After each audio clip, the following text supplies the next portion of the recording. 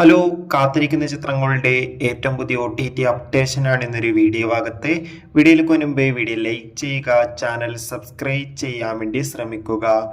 വിഷ്ണു വിശാൽ, രജനീകാന്ത് എന്നൊക്കെ പ്രധാന കഥാപാത്രങ്ങളായ ചിത്രമായിരുന്നു ലാൽ സലാം. ചിത്രം ഇപ്പോൾ മുതൽ സൺനെക്സ്റ്റ് എന്ന OTT പ്ലാറ്റ്ഫോമിലൂടെ ലഭ്യമാണ്.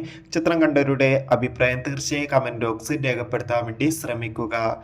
ദിലീപ്, ധ്യാൻ ശ്രീനിവാസ്, സിദ്ദീഖ്, ബിന്ദു പണിക്കർ, ജോണി ആന്റണി എന്നൊക്കെ പ്രധാന കഥാപാത്രങ്ങളായ ചിത്രമായിരുന്നു പ്രിൻസ് ആൻഡ് ഫാമിലി. ചിത്രത്തിന് അത്യാവശ്യം ഒരു വിജയം സ്വന്തമാക്കാൻ വേണ്ടി സാധിച്ചിട്ടുണ്ടായിരുന്നു. ഏവരുമേറെ ആകാംക്ഷയോടെ പ്രിൻസ് ആൻഡ് ഫാമിലി എന്ന ചിത്രത്തിന്റെ OTT റിലീസിനായി കാത്തിരിക്കുകയായിരുന്നു. ഫൈനലി ചിത്രം ഈ വരുന്ന ജൂൺ 20 മുതൽ C5 എന്ന OTT പ്ലാറ്റ്ഫോമിലൂടെ OTT റിലീസ് ചെയ്യുമെന്ന് കൺഫേം ആക്കിയിട്ടുണ്ട്. ചിത്രത്തിന്റെ OTT റിലീസിനായി നമുക്ക് കാത്തിരിക്കാം.